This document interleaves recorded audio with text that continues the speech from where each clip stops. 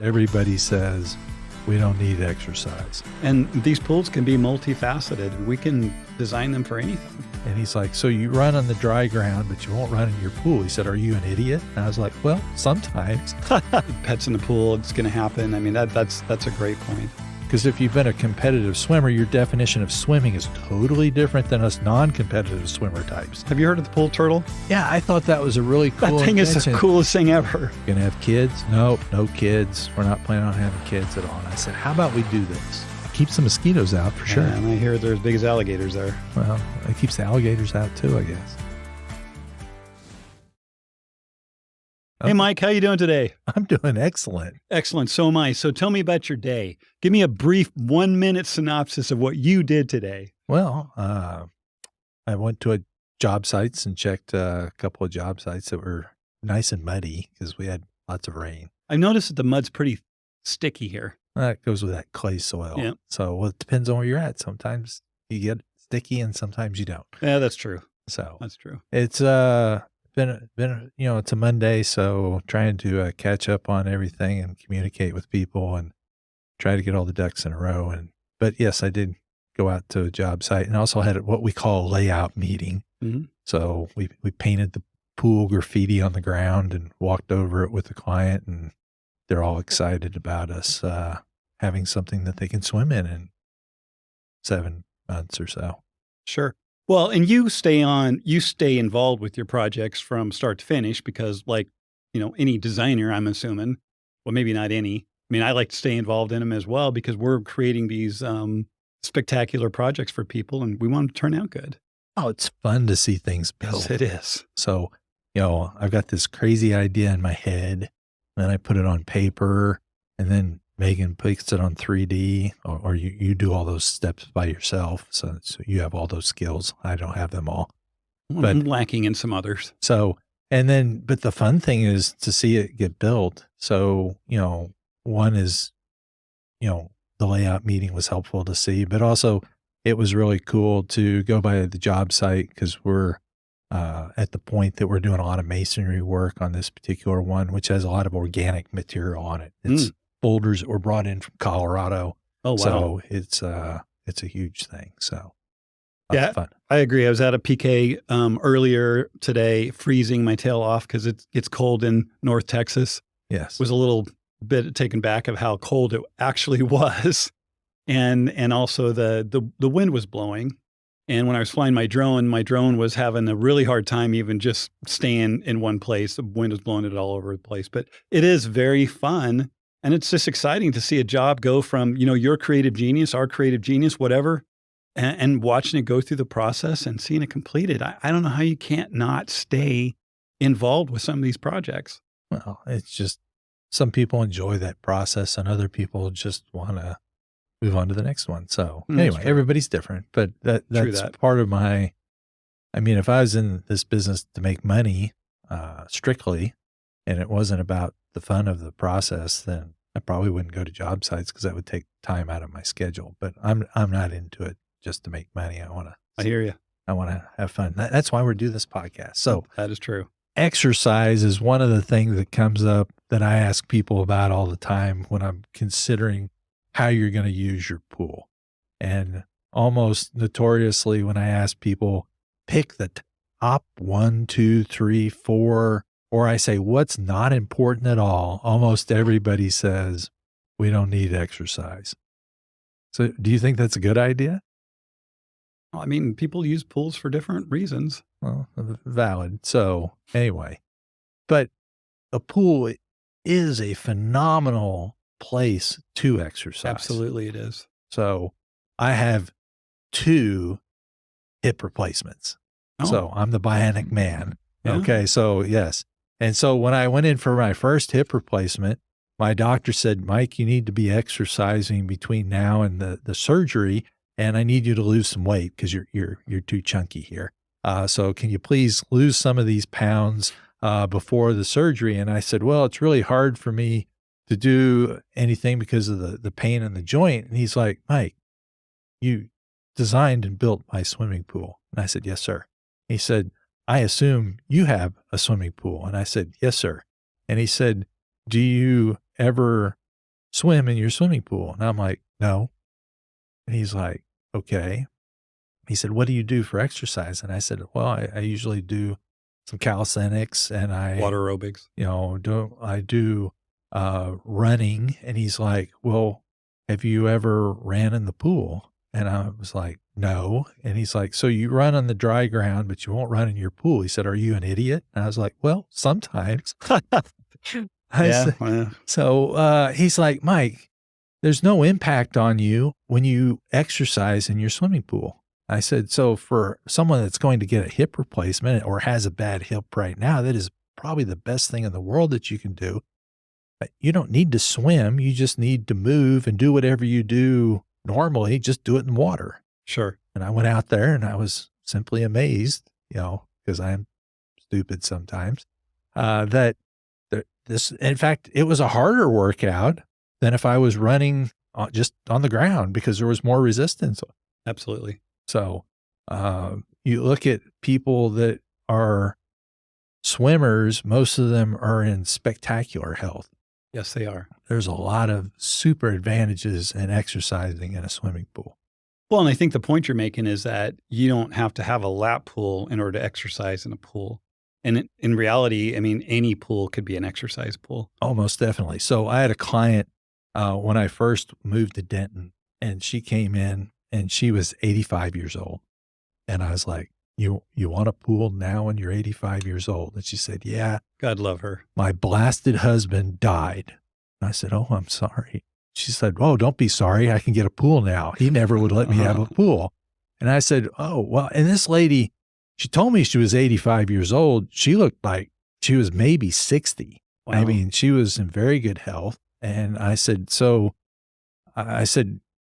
sounds really good. What do you want to use the pool for? And she says, well, I go to the gym every day and I work out in the pool. And she said, so I want the pool at my house so I can enjoy it there. And I need 2 exercise bars, one on each side of the pool. And I said, okay, why do you need 2? And she says, well, I invite guests over when I'm doing my workout and they try to keep up with me. And most of them have a really hard time, but we definitely need 2 exercise bars so we can use that. And she says, I work out in it every day. She wanted a heater so she could heat it to last as long as she could. But it was really amazing, the health that she had, and she never swam at all. It was just simply water aerobics. Yeah, I've heard there's a lot of different types of water aerobics you can do in a pool. But to your point about just exercise and health, I mean, this is another great reason to have a swimming pool, is just for that. I mean, all of us want to be in good health and we want to take care of ourselves, or at least I would think most people would. But to have a pool in the backyard to do some of that, that's pretty exciting. That's good stuff. Yeah. So there are people that do want to use it for swimming. Not me. My daughter, she likes to swim. Okay. She was on the swim team. So there are some things that sometimes people want when they're going to use it for swimming. And so a couple of the design features that I realized when I first started was if someone's going to use it for exercise, I want to put my pool steps on the side of the pool instead of on the ends. So you're not running into them? Yeah. So you try to flip turn where you've got those 3 steps there. Kinda rough. It's kind of a rough situation. So, well, and also the depth of the pool's got to be taken into consideration for those as well. I mean, I need at least 6 feet to do that kind of turn. 6 feet. Wow. So she told me that she needs 3.5. Well, she's a very flexible 85-year-old. I am not very flexible at all. Way too many accidents. Okay. So anyway, so if someone's going to swim, one of the things I ask them if they were a competitive swimmer, because if you've been a competitive swimmer, your definition of swimming is totally different than us non-competitive swimmer types. True. So from a length standpoint, but if we keep the steps and benches to the side, and then we have a lot of people are like, well, it's got to be a rectangular pool for me to exercise, right? My comment is no. I mean, you can have something that's curved as long as you got a straight point to swim from point A to point B through the middle of it. What's around you really doesn't come into play as long as you have, they told me 6.5 feet. I need a 6.5 feet lane going down through the middle of this thing so I can swim through it. And some of them wanted markers on the bottom of the pool, very distinct markers. And other people are like, if you could give me just one tile down there on the bottom of the floor, every 5 feet or so. I can just see that when I'm swimming. And some people wanted targets on the end of the pool where they can swim. And then, I've even had people say, I want an Olympic length pool. Yeah. So it used to be it was 75 feet because we used the English method, but then we switched to metric. And I didn't know it the other day. And I had a client that, I was like, isn't it like 82 feet? 25 meters. And he said, no, it's not 82 feet, Mike. It's 82 feet and a half inch. I was like, oh, well, let's not forget the half inch. So when we built his pool, it was Olympic length and it's 82 feet and a half inch. Well, that's the way to do it. So, but most people aren't training for the Olympics. The point is really good because if you think you're going to swim laps, you do have to make, some sort of swim lane where there's not something encroaching into the swim lane. Plus, the last thing you want as a marker is a pool light. Oh, yeah. So that's why we ask the questions that we ask. And they may seem simple, but a lot of people don't think about them. And everybody's different in what they want. So most people don't want markers on the ends of the pool. And some people want, different things on the floor. Some people don't want anything at all. But, I've had people want, I need it at least 13, 14 feet wide because my children are going to race each other all the time. And so what are common lengths that you if somebody's going to use a pool for exercise, is there particular lengths you think of that come up commonly? Typically would suggest at least 40 feet. Right. But it's to your point. I mean, it just depends on what they're going to do, what they want, but also what kind of room that you have. And of course, the shape of the pool, the design of the pool. Right. And these pools can be multifaceted. We can design them for anything. Well, it can look pretty and be used for exercise. Absolutely. Yeah, most definitely. So, but exercise is something that I think a lot of people don't look for initially, but as they get up in age like me, and I won't say you, but anyway, I'll just say like me. I'm older than you. By a couple months. You look for things that have less impact on the knees and the shoulders and things like that you can actually then use and, enjoy working out and not get up the next morning and have a horrible workout hangover because of the impact on your body. So, well, that competitive nature of people, I mean, it could be a couple of guys racing to the swim up bar. That's some competitive stuff going on there, no? Well, it could happen, I suppose. So, it would be hard to do a flip turn against the bar stools, though. Well, and carry the drink. Yeah, well, can't have everything. That's true. That's true. So, along with exercise, a lot of times people are looking at extending their season. And so there's certain things that they want to look at extending the season. And we talked briefly about heaters and heat pumps and those type of things earlier, but those are both things that are very beneficial for you to extend the season. Well, one of the things I've found out over the years with people that are looking for a pool to specifically exercise in, that's exactly what they're looking for. They're looking for 12 months of exercise. So they are wanting heaters. They're, in some cases, automatic pool covers, anything to help reduce the cost of the energy just to heat it. So pool cover is one of those things.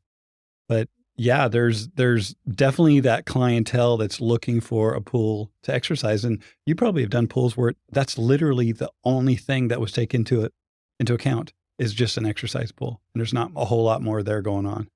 Yes, I have had some that were definitely for exercise. The first one I ever ran into when I was in Northern California, and they're like, we need the pool to be 75 feet long because we're going to exercise in it. We're not going to use it for anything else. And I was like, nothing else? And they're like, we want it 6.5 wide by 75 foot long. I said, okay, how long are you going to be in this house? We're dying in this house. I said, y'all are a young couple.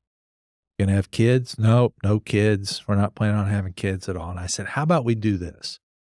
How about we put an area maybe in the middle of this, so we have some legs going out both ways that we could, float around and maybe cool off in and splash around in and that type of thing.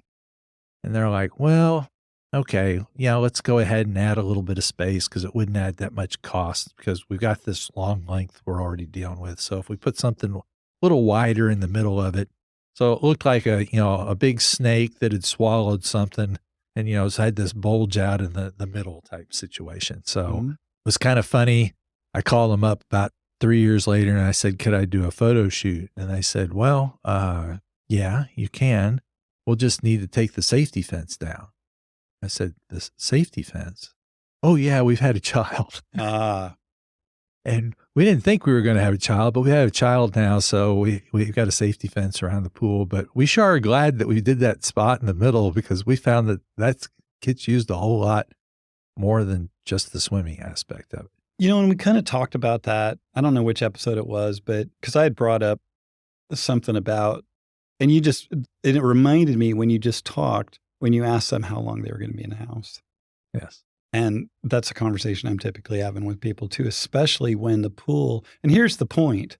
If you make the pool so specialized and so unique to you, that might have an impact on resale. Certainly. And I think what you pointed out was, well, they should do whatever it is that they want. And I think we had a different perspective on that. Yes.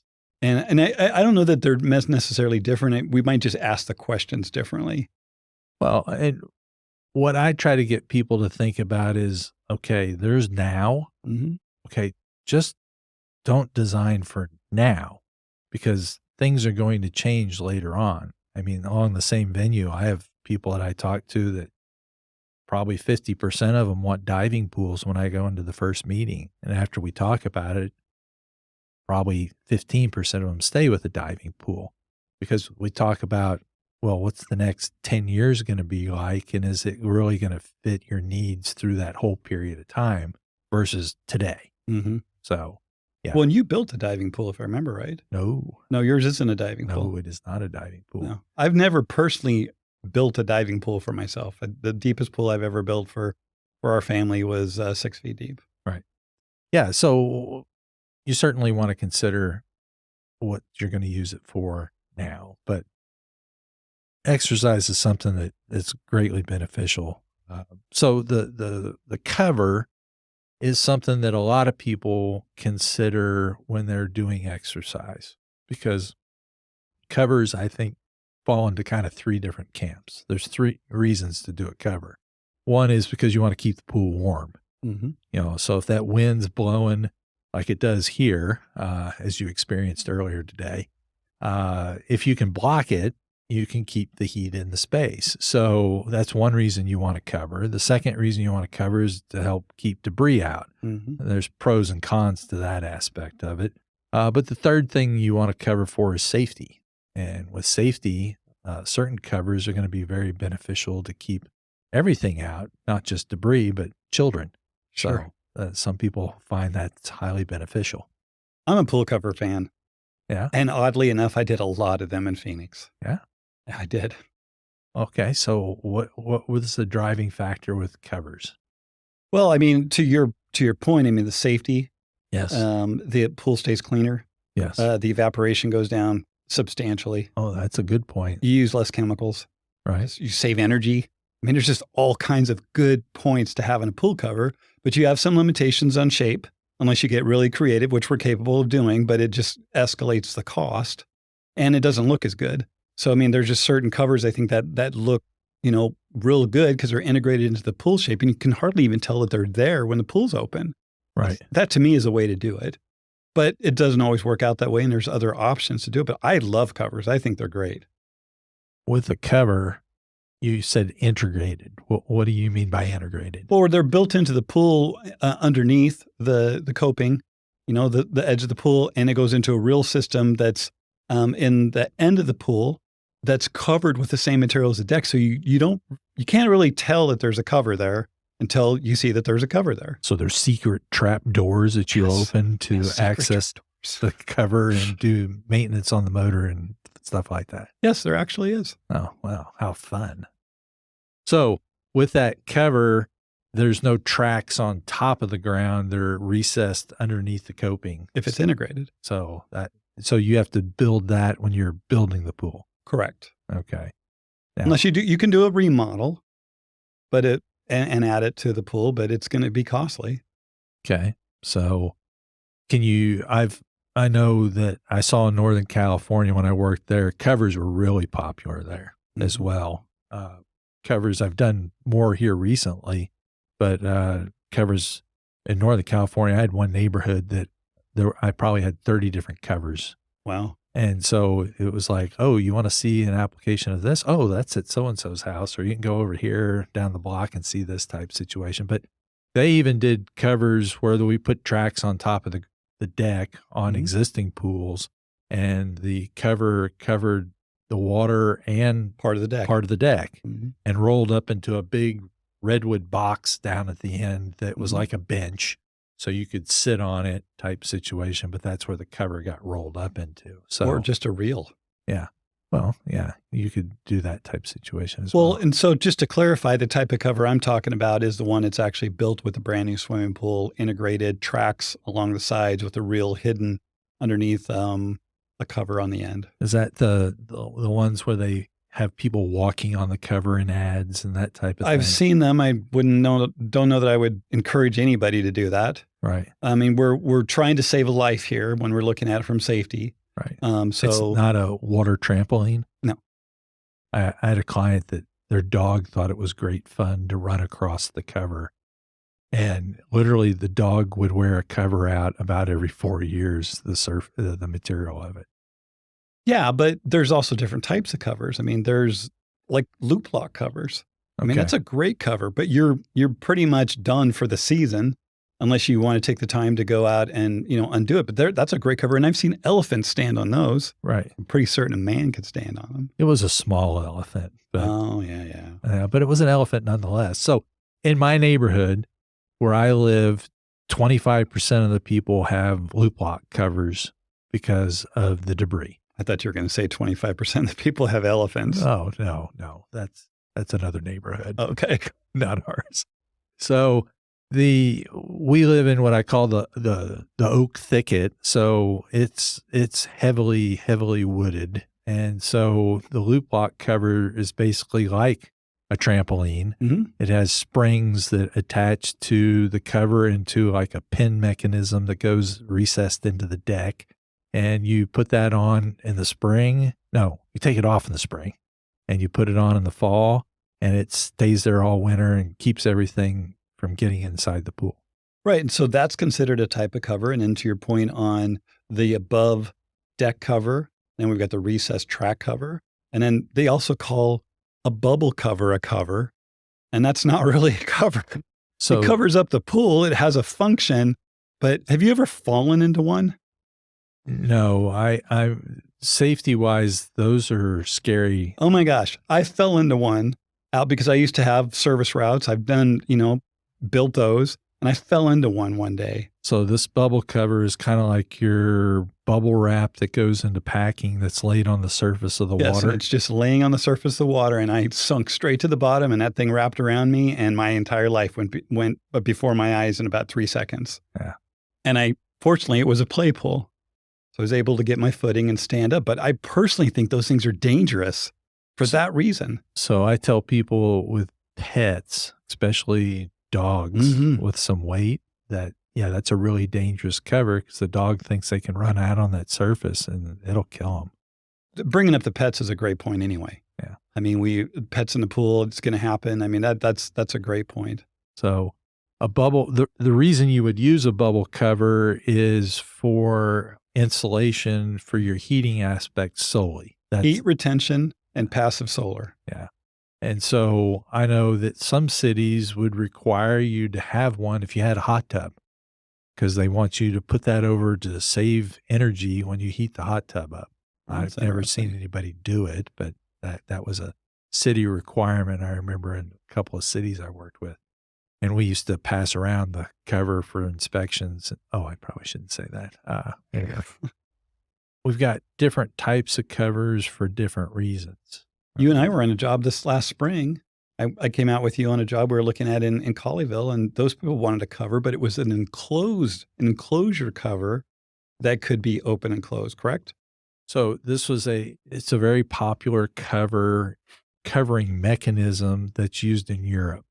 And this mechanism is above the surface of the pool, and it telescopes back to the wall of the house so you can open and shut it and basically create a insulated space inside of the area. So it's like a movable building almost in the fact that you know, and then I do know of some people that have used, like a big, what I want to call it, a tent that goes over the pool for the winter time to, cover that, so that's a different thing that covers the whole thing. And then you keep that aired up, I guess. Yeah, it's almost like a balloon. Yes. Or something like that, because they've got some sort of, contraption blowing air into it to keep it, expanded, inflated, if you will.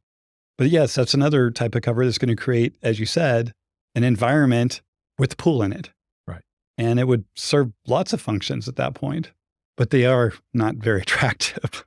Yes, it looks like you've got, what was it? I can't remember that movie where they had the big bubble over everything. The alien rode around on the bicycle. Anyway, someone will tell me later on what that was. E.T. Oh, that's the one. When they came in and did the protection around them.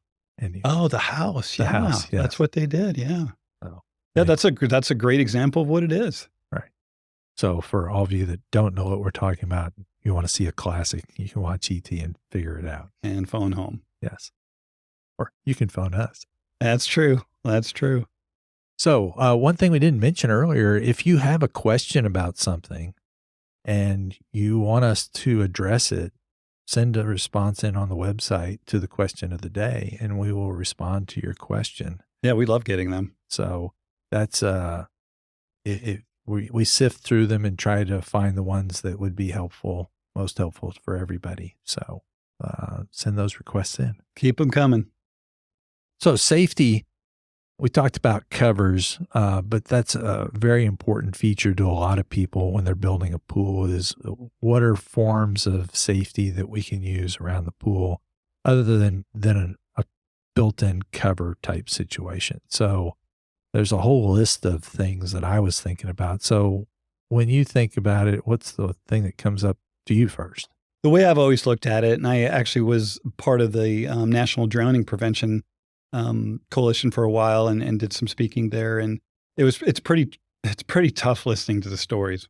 Parents, people lose a child, for it. That's tough to listen to. But for safety, for sure, but multiple layers of safety. I mean, Phoenix is 35% of the houses in Phoenix have a swimming pool. So we have a problem every year with drowning. And, whether or not it's a couple kids or more than that. And so I always have preached multiple layers of safety. So alarms on doors. I've always very much enjoyed the pool turtle. Have you heard of the pool turtle? Yeah, I thought that was a really cool That thing invention. is the coolest thing ever. Well, what I thought it was really cool for is especially grandparents. Yes. So your grandkids are just there for a brief period of time. You're concerned about them from a safety standpoint. This is a bracelet that you wear. Put it on their ankle, their bracelet. There's a little tool to take it on and off. They can't get it off. Right. And so it's shaped like a turtle, so it's cool. Yep. Safety turtle is what it's called. And so then if they fall into the water, then the alarm goes off.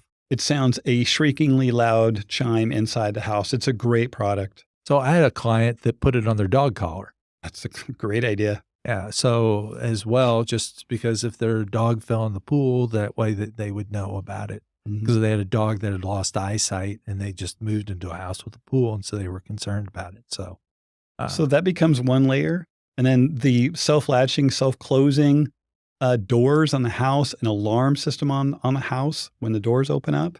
So one of the things you can do is if you Google pool safety, there's a whole list of things that come up. And the door alarms, a lot of cities require them by code.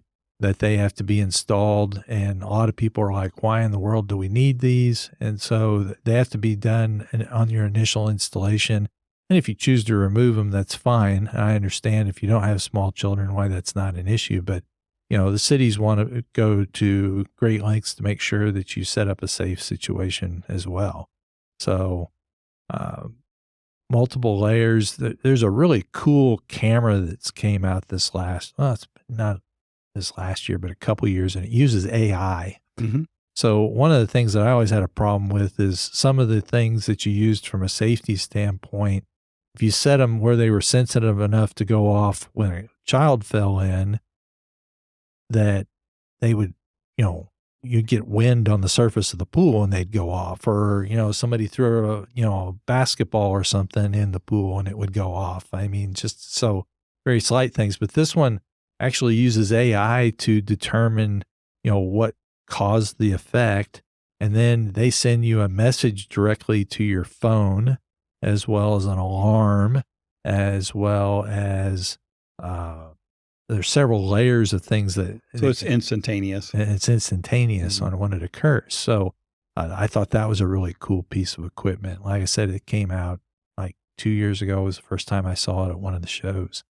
Years ago, there was a sonar system. Yes. Did you ever install one of those? I installed one. Oh, I'd like to hear about it. So again, it was underwater sonar for safety, and the clients were frustrated after we put it in because there were several false alarms that went off with it. And it was an expensive piece of equipment. So someone developed it in Arizona, and we were one of the few people that actually installed the system. And they liked it for the most part, but they were frustrated when they would get false alarms. Well, that's going to happen. Yeah. So I've only installed one, and it's actually in my neighborhood where I currently live. So really, I used to, the little kids that they bought it to protect were the same age as my kids. And so now they're like 30 years old. So they're F-16 pilots or something. So they're probably now protecting it with their grandchildren. Mm-hmm. So, but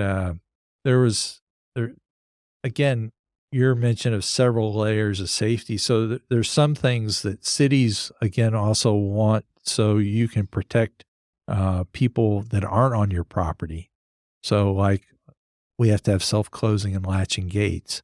So when somebody goes and pushes on a gate, it will automatically latch because it swings out to the public space. So they don't want it to swing open that a child can then go into the backyard. And the latches have to be up at a certain height, 54 inches, I believe is what the height is. And the gate has to swing out. Right. So when you push on it, it latches. And so with those two things, and there has to be a spring on it, so it automatically shuts. So those are three things that we have to do to an existing gate when we go to get a pool final. And most gates don't have those features on them. So we have to modify the gate to set up for that. There's also on fences, a lot of times there's the wood fences around here are built with what's called a stringer that runs the rails. Mm-hmm. And so the middle rail, they want you to put a board on it that's cut with a 45-degree angle. So it's called a non-climb. So when you step on it, your foot slips off. So that's required by a lot of cities, which is really awkward because this has to be installed in your neighbor's side. Right, because their side can climb them over to get into your pool. Right. If it's on your side, not a problem unless they're putting in a pool. Correct. And I've had a couple of cases where homeowners have said, no, mm-hmm. I'm not going to let you in my yard to do anything. And we had to get something signed by them that told the city that they refused to have that service done. So anyway, it's kind of an awkward situation, especially if someone's got a painted fence or a really special stain or something like that you're trying to match up with, so it doesn't become an eyesore. But it's all about, again, safety. Absolutely. And since you just said that, I'm going to bring up an unscripted public service announcement. Okay. And it has to do with if you have a pool, if you own a piece of property that has a pool that is not in working order, please completely drain it. Now, if you're in North Texas and you've got groundwater problems, that could be an issue. But here's the bigger problem is when these pools aren't properly maintained, that water turns green. It eventually turns to black. And if somebody falls into that pool, they may not be found for some time. So one way or the other, if you have a pool that is not working, you need to be conscientious of the safety aspects of it. Plus, it becomes a cesspool. It attracts mosquitoes. It attracts bugs. So, I mean, one way or the other, you're going to have to figure out what to do with it, whether you're repairing it or draining it. If you're in Phoenix, you can drain your pool. I mean, we don't have a groundwater problem there. If you're listening from other parts of the country, you got to take a look at a couple different things. But it is a massive, massive safety issue and a big problem to leave a pool with water in it, halfway full, a quarter full, even all the way full, that is dark green and black. So please do something with it. So here, what you were talking about with a high water table and floating a pool. So if you drain a pool, lots of pools have a hydrostatic relief valve, which is built into the drain. So you can release that. And so then you don't have an issue with flotation. Right. So that's something that you can do as well. So I want to jump back, and I forgot, there's a couple of things that people always ask me when they're doing covers, like an automatic built-in cover. And one of the things comes in with, can you still have a spa? Right. So as long as your spa isn't raised above the pool, then the cover can go over the top of it. And so then you have a very safe situation for the pool and the spa. So one tip that a lot of times people don't think about is that you want to put the spa on the end that's opening first. Yes. So you don't have to open the whole pool up to access the spa. So a lot of times that spa and the steps will go together. So they take up kind of one end of the pool. So you can open that piece. And if your step's only 6 inches deep, don't have a safety issue with someone falling in when you're accessing the spa. So no, I like doing it that way. In fact, I have a couple of designs right now that's exactly what we're doing. Yeah. So it makes it a very nice, very efficient situation. Plus the bonus of the safety is you can keep it, warmer, the pool as a whole. So that's really cool. Now, there's a couple other things that I've seen that can be from a safety standpoint with a pool. And so one is there's this thing that looks like a truck cargo net that goes over the surface instead of a cover. So you can see all around the pool, but it's like a net, so kids can't get into the water itself. So that's an alternative that I've seen. Right. And that's strictly for safety. Right. Because it's not going to keep the pool any cleaner. No. Not going to help with chemicals, evaporation, none of that stuff. But it is a safety feature. It's a good one. Right. Anything helps. So the other thing that most people come to me asking about is a fence. Should I put a fence in between my pool and my public space in my house? So we can go into the backyard and the pool's just in a different area. So you have much requests for that? And not really. Not recently anyway. Okay. I mean, people have asked for it before. I mean, I guess I think part of the reason for that is, and it just you've been building pools here longer than I have. But in Phoenix, every single yard already has a wall around it. I mean, Phoenix is so different because people have privacy there. I mean, you're not exposed and open to everybody else. So, and I guess it just depends on where the pool's going to be at. A lot of those yards are smaller. I mean, some of these places here, I mean, they're estate yards. They're big yards. There's all kinds of places to put the pool. And I suppose if you're not going to put the pool someplace where you can enjoy it from the house and see it from the house and hear it from the house, then that would probably be one of the only ways to do is put a fence all the way around it. And then there's different types of fences. I mean, there's the mesh safety fences. Right. Which in a lot of cities don't recognize as being a fence.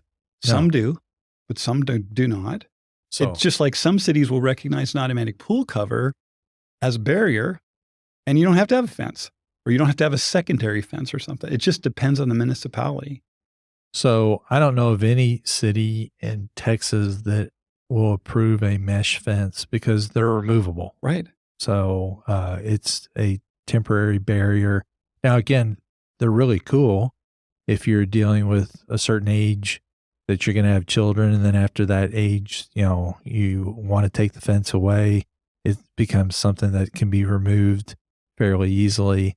The other thing that's nice about it is I've had grandparents, again, use those because they're going to put it up for 2 weeks out of the year, and then the rest of the time it's rolled up in the garage until the grandkids visit again.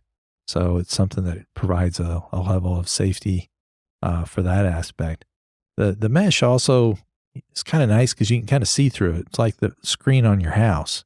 And so when they give you a choice of white, brown, or black, always pick black because a white mesh fence stands out very, very clearly from probably the moon. But anyway. Another type of safety cover would be, and this will be a shout out to all our Florida builder friends and people in Florida, is those, literally they put a room over a pool. A screen room. A screen room, right. Right. It's kind of obnoxious looking. They're huge. They're big, but I would think would be great for safety, unless you're coming out of the house into the pool area, and then there's got to be something else. Yeah, well, it keeps the mosquitoes out for sure. And I hear they're as big as alligators there. Well, it keeps the alligators out too, I guess. That's true, and I've seen pictures of residential pools with alligators in them. That would be interesting. Yeah, not my cup of tea. I'm not into alligator wrestling. No. But there's many levels of this. So one I've done also on a couple of projects is they wanted glass. So they wanted a glass fence so they could see through it to the pool, that it didn't block their visions. Like the View Fence products? Yes. Mm-hmm. And so you could look out and, some people do glass railings and that type of situation, but it's similar type situation. So to create a barrier for, one side of the yard to the other, but you could still see through it. So the coolest one that I've heard recently, though, is the movable floor. Oh, yeah. Yeah, that's something else. So have you seen many of them? I've only seen pictures of them, and I've seen videos of them. They're pretty amazing. And I got to imagine quite the technical install. Oh, yeah. So you have basically a floor that's in place that is lifted up and down by a hydraulic system. And so you can make the pool a patio. So you walk outside, there's no water that you can see whatsoever. And then you can drop the floor down and you can have it 6 inches and it's a splash pad. Yeah. And you can drop it down 18 and it's a kiddie pool. Or you can drop it down, to a recreational depth and hang out there. So it allows you the capability to move this floor up and down to create whatever situation accommodates your family needs at the particular time. I guess that would be one way to get a flat floor on a swimming pool, although I bet you underneath that, it's actually sloped to the center or someplace else to a drain. Correct. So my understanding of those pools, which is very limited, is that the deck is up at the same level as the deck around it, but as it slowly goes down, that water is just slowly coming up around the outside of it. And also, I would imagine there has to be potentially a surge tank somewhere, depending on the type.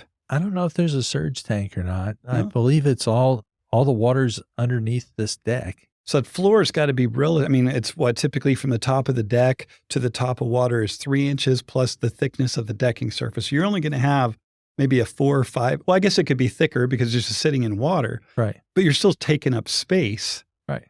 And so that's going to get displaced. So I don't know that it can work that way either. I don't know. I'll have to do some research on it as you brought it up. So I think it's something that we need to check out. I know there's an exhibit at the international show that we should check out. Let's do it. I'll do a video there then. Yeah, that'd be cool. But again, there are, as Kevin said in the beginning, what you want is multiple levels of safety. So when we built our pool, our level of safety was swim lessons, number one. Yeah, absolutely. Okay. So number two, and you can swim lessons, you can have, it's amazing how young a child can learn to swim. My kids were swimming at 2. Oh, I've seen people, babies, 3 months old type situation that learn how to do a roll and float on their back and swim and that type of thing, which is amazing from a safety standpoint. So that's something that's a priceless gift that you can give a child, is to teach them how to swim. And that's something that will be a great benefit their whole life. Absolutely. My mom thought that was very important. She did not know how to swim, so she took us out to the ocean in Jersey and threw us in. Yeah, It said, get to the shore. Yeah, I remember my grandfather taught me how to swim. I was pretty young.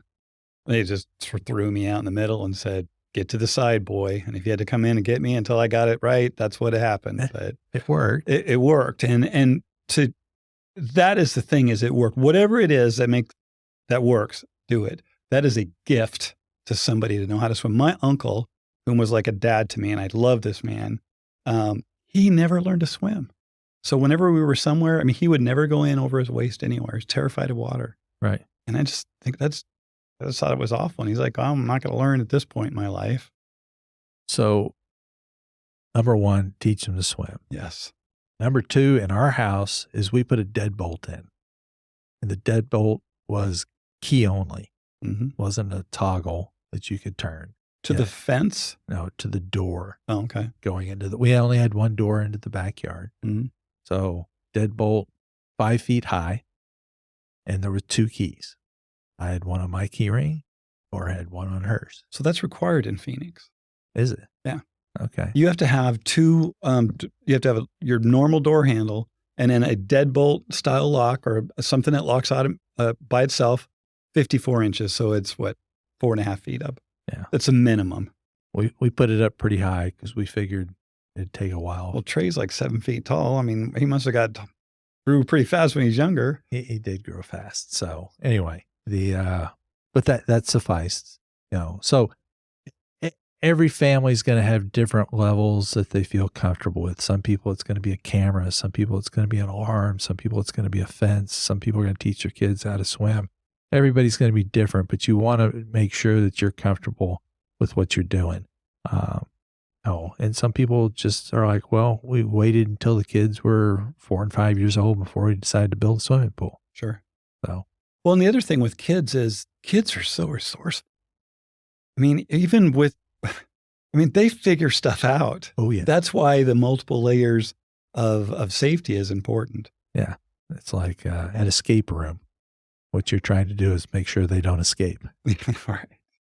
So I have a quick question for you. When you were talking about drones earlier, have y'all run into anywhere that you were doing that you had to have any kind of permits and stuff? Oh yeah.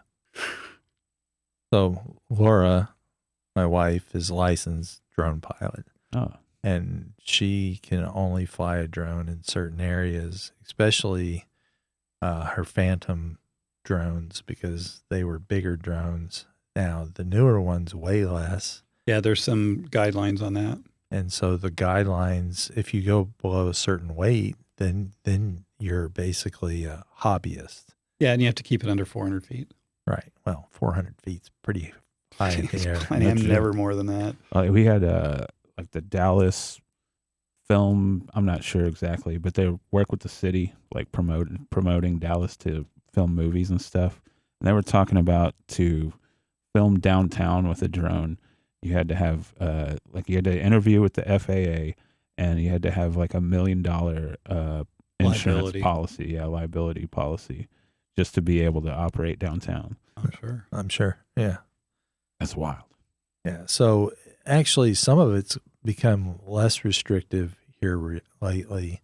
I mean, when Laura started first flying, like if we were going to fly anywhere near an airport, she had to submit something in writing and 30 days before we were going to fly, all that kind of stuff. You can do it from the controller now. Yeah. I mean, just where, we were going to fly and take pictures of a job site, and we were 4 miles from a dinky little airport in McKinney, that type of thing. It was, so some of it's got a lot better, but she's concerned that it's going to get worse, especially for the people that aren't FedEx and Amazon and all that stuff. So, oh, sure. It'll probably, that makes some sense. Yeah. I mean, I'm not saying it makes sense because it makes sense. I'm saying it makes sense that they would put in yet something else to create another revenue stream amongst other things. Oh yeah, that's where they're going. Yeah, is drones for deliveries. So, okay, so one of the fences that we didn't talk about was an iron fence. Mm-hmm. And so a lot of people, that's a very common situation that's used. Pickets have to be 4 feet apart. It's non-climbable. You mean 4 inches? Oh, I was thinking the height again. But that 4 foot one, that's the one you can get through. Yes, you can certainly get through 4 feet. So 4 inches, you can't have the pickets more than 4 inches apart. Now, some cities, as you were mentioning, you can do a 4 foot tall fence here. Mm-hmm. And some cities require a 5 foot fence, and some cities require a 6 foot fence. You know what I do like here is these 8 foot fences. Okay. It brings me to that privacy that I like in my backyard. Right. And I look at those fences here, and because there's no 8 foot fences in Phoenix, but there's some beautiful stained cedar 8 foot tall fences, especially after they've just been built. They're just gorgeous. Oh yeah. And now we're private. Right. You're not going to see over to the neighbor and, say hi. There's a TV show about that too. Is there? No, I think so. Oh, you're talking about Tim Allen and what was that show called? Home Improvement. Home Improvement. Thank you, Spider. Yeah, thanks, Spider. Yeah, and he used to peek his head over the fence. Right. Yeah, right. Yeah. So, but yeah, here at this, because a lot of these, they're multi-million-dollar estates with wrought iron fencing with $1 million pool, and you're right there for everybody to see. Landscaping. But maybe that's because you want everybody to see it. I don't know. So, but iron is certainly a nice fence from a safety standpoint that you can use. I highly recommend not to use the one with the spears on top. That's kind of a cruel situation. It's nice to have a flat top, make it clean and simple. I agree. So I agree. And also with the iron fencing, to have it powder coated as much as possible. Yeah. Yeah. What color? Black. Oh, okay. So again, black blends in better than any other color. Well, I'm a black guy. I like black. I have a black truck. I like black pools. Yeah. Well, I got a black pen. There you go. So one thing as we talk about different features that people consider when we talked about exercise, current is sometimes an alternative than the length of the pool. Sure. So I'll never... You're talking about current to swim against. Current to swim against. Mm-hmm. So I was walking through the pool show, as I like to do, and see if I see anything new. And this was about 15, 16 years ago. I walked by and I'm like, what did I just see? And I turned around and walked back. This guy's showing a video about someone kayaking in a swimming pool. And wow. He was going after it, not just like casually, but going after it against a current. And I stopped and I started talking to him about it. And he said, oh, this is, you can create current in swimming pools. And I'm like, what for? I mean, who's going to ride around in a kayak? And he's like, well, people like to do lazy rivers. And I'm like, you mean like the resort type things? People want to put them in their backyard. And he's like, yeah, that's what people would consider it for. And I was like, well, that's an interesting concept. Never had anybody ask for that. And so I took his information and filed it away. And several years later, sure enough, somebody asked for it. And I was like, oh, where's that kayak guy? I think he was 3 or 4 years ago. I went through my files and found it. And I was like, sure enough. So one of the things, anytime something comes up new that I'm like, I've not got a lot of experience in this, I find that I'd learn much better from other people's mistakes. So go ahead and let other people do it, make the mistakes, and figure out the corrections, and then jump on board. Oh yeah, that's a great idea. 100%. I'm all over that. I call it ambitiously lazy. Yeah. I call it mitigating risk. Yeah, well, or some people call it intelligence. Oh yeah, there we go. Anyway, but so I got on the phone, and the nice thing about when you're involved in the industry is you've made a few connections. You had lunch or dinner with some people, or stood around, and classes and things like that. And so I called a guy that I had heard talking when we were sitting around at lunch one day that he was building a lazy river in the British Virgin Islands. And so for a couple. And so I called him up and I said, so, hey, I've got someone that's interested in this. I've got this brochure about a guy kayaking in a pool. The product's called River Flow. And I said, who did you use in the British Virgin Islands? And he said, well, that's exactly who we used. And I said, did it work? And he said, like a charm. And I was like, perfect. That's what I need to know. And quite honestly, that's all I need to know. If it worked and it worked like a charm, then that's what I'm going to use too. There's no reason to reinvent the wheel. It's amazing. So the cool thing about this product is you can create current. And what they do is they take the water in and out of the pool through like a 12-inch pipe, very large pipe. And the pump is set outside of the pool. And so, but it's close to the pool. Oh, very close. Because you don't want to run this 12-inch pipe very far. 12-inch pipe, expensive. Yep. Especially, I mean, those fittings, it's amazing. You're talking hundreds of dollars for a fitting. So anyway. Well, and you're getting maximum efficiency out of the pump too. Right. So the nice thing then is there's nothing in the pool itself to limit the motion in the space that you're working in. So these work very effectively for lazy rivers. That's what I've used on all the lazy rivers that I've done. But I also do work extremely well if we've got only room for a 30-foot pool and we want to use it for exercise. Could we use something with current that we swim against? And the nice thing about this piece of equipment is it's a variable speed. Right, so you can adjust it. You can adjust it to whatever speed that you want. So then when you're swimming, different people swim at different levels. I certainly do not swim at the level that my daughter swims at, or a lot of other people. I've learned to get a little past what my mom taught me by just throwing me in the ocean, but not very far past that. So gotcha. I'm not, a triathlete or anything like that. But so my capabilities to swim are a lot lower than other people's. So I can swim at a lower rate. So anyway, it's a cool thing that it's not very visible and it functions extremely well if you're going to use it for that aspect.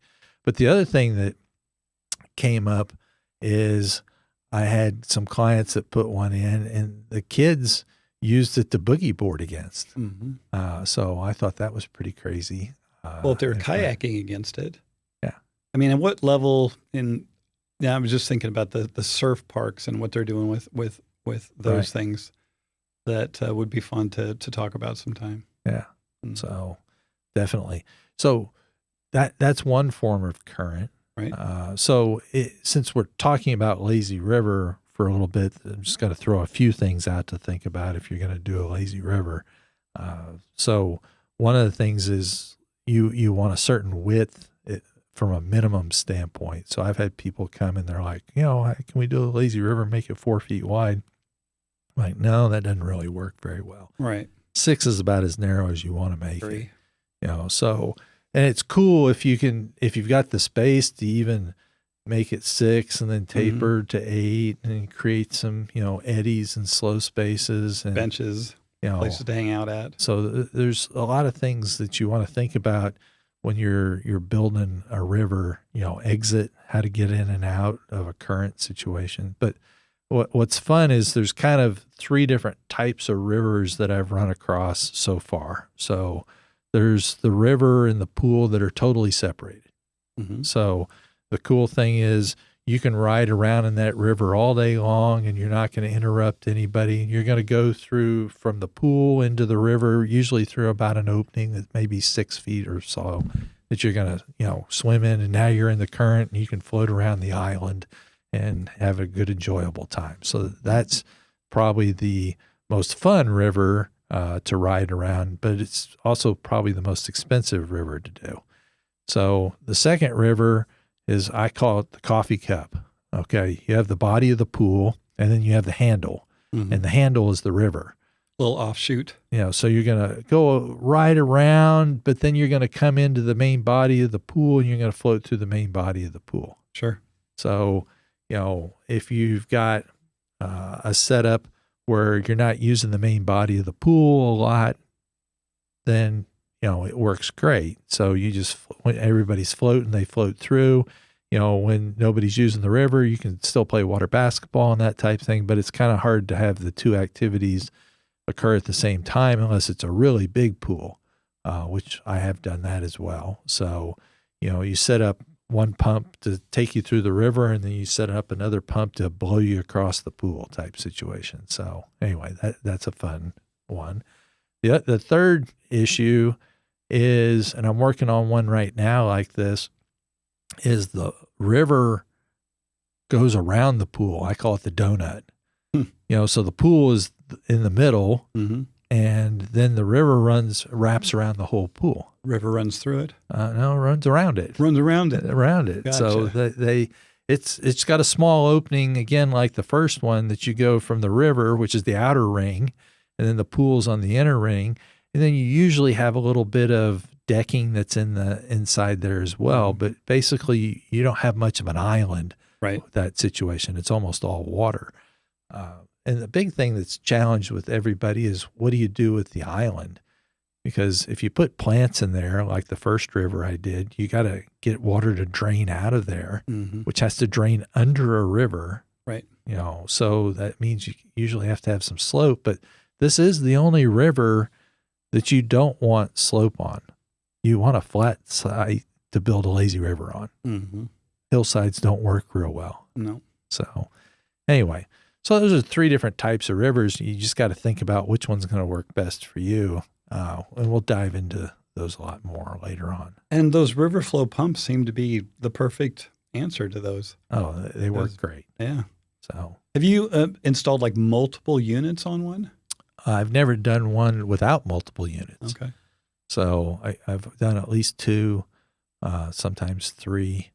I've done one with 4. So just depending on the length of the river. Yeah, I wish they had been around years ago when I did my first lazy river. Yeah. So although it seems like you got the hydraulics down, it just took a lot more massive of a It's probably overdone situation. I mean, in the pictures, you can see the movement of the water. I mean, it's moving. Well, that's good, because there's a lot of people in the industry that went the other way, that thought they'd figure it out. And, I put 10 Polarises on there. I mean, not Polarises. I put 10 Parentair pumps on, and, turned them all on, and, it's just not going anywhere. Right. When you have that much water that you're trying to move, that's a pretty big task. But they're also using it for, activities now, like, you can kayak against it and things like that. So that's kind of a fun situation. So anyway. Well, and some, I guess another type of jet, if we're talking current, would be like a Badu pump style jet. Correct. And I, as I understand it, there's some that are built inside, actually part of it, and some that you can drop down in the pool. I've not done the drop down one before. I've just done the built-in one. Right. So there's another piece of equipment. It's a box that you put inside the pool called a fast lane. And the fast lane was developed for above ground portable spas, swim spa. So they deliver the whole thing. They drop it on your property, and now you have a exercise spa situation. Well, they realized if they took that unit inside of it, the fast lane unit, and set it up where it would work in a gunite pool, they'd, create a little bit more market share. So sure. I probably do about one of those a year. Now, the challenge is you have this box that's creating the current that is in the pool, and it's about 24, 27 inches wide. It's about 12 inches deep and about 3 feet tall. And so it's put on the side of the wall, so it's a little bit in the way. It's just a big box sitting there. Yeah, but if you're just going to swim against it because you're looking for the current, I mean, it seems like a reasonable alternative. I mean, there's many ways to do stuff. Sure. So this is a little less cost than what a river flow pump system is. So it's installed, because I haven't done one, it's installed not permanently, though. You can pull it out, or it is installed permanently. You can pull it out, but it is installed to be there generally all the time. Oh, yeah. So, I mean, most people, I've never known anybody to take it in and out. So the ones that you did Except the those service. in, were those brand new pool projects? They were brand new pool So you projects. built probably a space or a spot that made sense to have it in? So some of the times it's just at the end of the pool, but I've done 3 of them that we recessed a cavity back and then put a stone lid over the top of it. And so it wasn't in the main body of the pool. Now, when you do that, you have to have a certain amount of distance on both sides. I was just going to ask about that. Yeah, from a safety standpoint, so no one can get trapped in there. So that's, I think they want 12 or 18, maybe 24. It's in the design guidelines. So is that does it have suction on 3 sides though inside the pool? No, it's taking the water from down below and it basically sends it out the top type situation. Oh, it's like an all-in-one, got it, It's like got it. It's like I a haven't seen turbine that. that turns. So it's really cool. I mean, I had the first guy that wanted one was a triathlete, and he had found this thing, and he was trying to figure out if he could do it with a portable spa. And then he was like, well, we're building a pool. Is there any way you can combine this? And I talked to him, and I was like, oh, yeah, we can. And so that was the first one that I did. And like I said, I usually do about, 1 or 2 a year. There's a real funny YouTube video called Mike versus the Machine. And I was trying to swim against one. Again, it has a variable speed current. So again, my pool show stories. So the pool show is a great place to get information. So I walk around and I'm just looking. And I'm looking and I'm looking. I go by this booth and there's this kid in a pool that's got water in it going after it swimming. And I'm like, wow, he's swimming pretty hard there. And so they said, yeah, he's training for the Olympics. And I was like, oh, that's cool. So they said he uses our, piece of equipment to help him train for the Olympics. I was like, oh, that's cool. So the next year they came and they had Michael Phelps in the booth with them. He was the kid. Oh, wow. Yeah. That is a story. Yeah. So he's a big guy. He's like 6'6", big, tall man. He's a big guy. So, but it's amazing. He's trained with it. In fact, I think up until last year, he almost came to every year to the show and would be in their booth or for a brief period of time, like one day type situation. So, but I'll be sure to visit them. So, but again, it just allows a variable speed, that you can control whatever flow rate that you need. So anyway, it's a fun thing to swim against. So another layer of safety that you may want to consider is inside the pool. When we have a raised wall, we talked about this briefly earlier. The finger ledge. Episode. Yes, a finger ledge or you have to have something when you have a raised wall that someone can stop and rest, especially a small child is where we're wanting to make sure the one that don't know how to swim didn't get thrown in the ocean. So, well, I think it's that finger ledge is good. And the problem with people in the pool is that when you're in jeopardy, it happens really quick. And so if you're scratching around trying to find a place to hang on to, and you're at a section of the pool that's got a raised wall, and all you've got is tile to hang on to, you're going to slip away pretty quick. And so that is a very important safety aspect for a raised wall next to a pool. So a lot of people are like, but it's going to mess up my clean lines. So, having something stick out there. So one of the things I've done on several projects is my finger ledge is below water. Which looks good. So you can't see it, but it's there. So you can show the family that it's there so they know, or just if you're trying to grab something, there's something there that you can hold on to. We just trying to get a place where you can catch your breath. Right. We just recess the wall back, like 3 inches, and then you've got the ledge there that you can hold on to.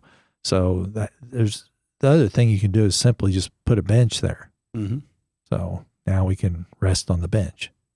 So is there a rule here where that the depth of the pool would dictate any part of that? If you have Actually, I think it's the industry code says if there's a pool over 5 feet, you have to have an exit point on the deep end. Right. So an exit point could be a bench. Yes. And then if you do a step out, you'd have that top step. Right. So the other day, someone said, well, you could do a ladder.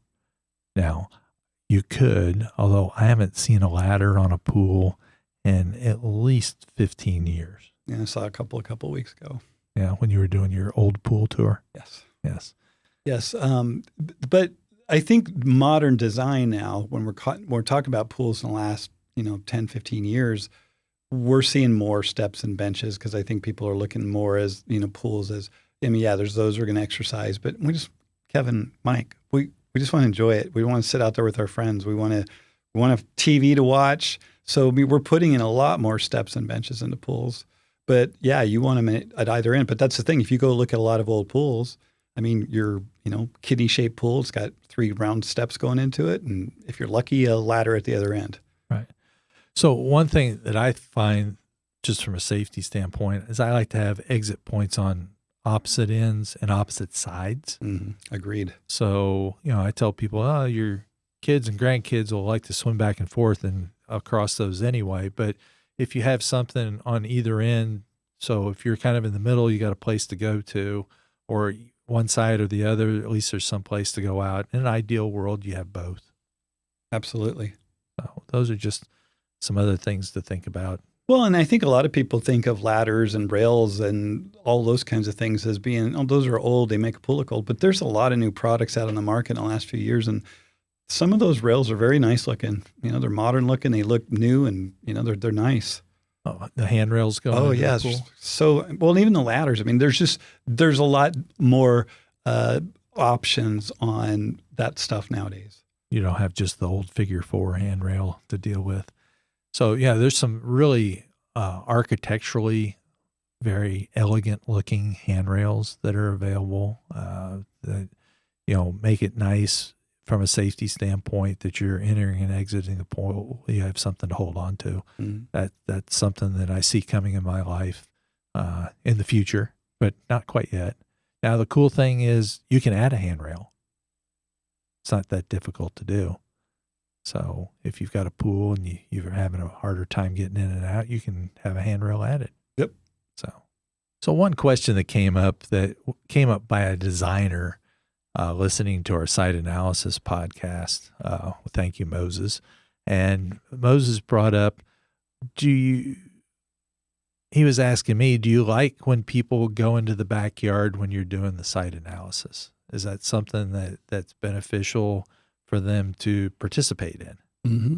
So it's probably a question that gets brought up once in a while. Well, they don't. A homeowner doesn't know. No. Do you want me out there? Do you not want me out there? What's your take on it? Well, my take is that people are often surprised at how much time I spend at their yard, and so they're typically not going to spend all that time out there with me. And I like to walk a yard with a client first. Just get myself familiar with it and ask, questions about where certain things are because they might know if you can't find them. So just to ask all those questions, and then, if they want to help, there's times I'm just set up to where I can do it all on my own. So I just would rather be mentally, present doing that rather than trying to answer a bunch of questions and maybe getting sidetracked. But it's a fine line. You don't want to make people feel uncomfortable. You don't want to make them feel like they don't want your help. I don't know, but my preference would be just give me my hour and a half out here and we'll have another chat. Right. And give them an opportunity to ask questions, on the way out the door. Right. So I find that I mess up if I've got a client in the backyard. I always forget something. So I'm not as focused on what I'm doing. And what I usually tell them is sometimes they're on a time schedule is I'm going to want to talk to you for a certain length of time. But if we're pinched on a time situation, you can leave and leave me in the backyard and I can find my way out of the backyard. Sure. So I can spend the time that I need there, especially when I've got hillside and trees. Like you said, I may be there over an hour easily. So some yards are very simple because there's nothing there except grass. because I just moved in and nothing got put in. But a lot of yards take a lot of time to figure things out. Absolutely, they do. So I think it's beneficial for most homeowners to give us some time out there so we can take in everything. And as we mentioned earlier, sometimes I just got to get a feel of a space. And so that's just being out in the space and enjoying that space, the good things and the bad things about it, so I can figure out the best solutions for everybody. Absolutely. Well, and then you're better prepared mentally to paint some sort of verbal picture of what you're thinking, make sure that you're in the same area that they're at. Yeah. Well, thank you, Moses, for the question. Thank you, Moses.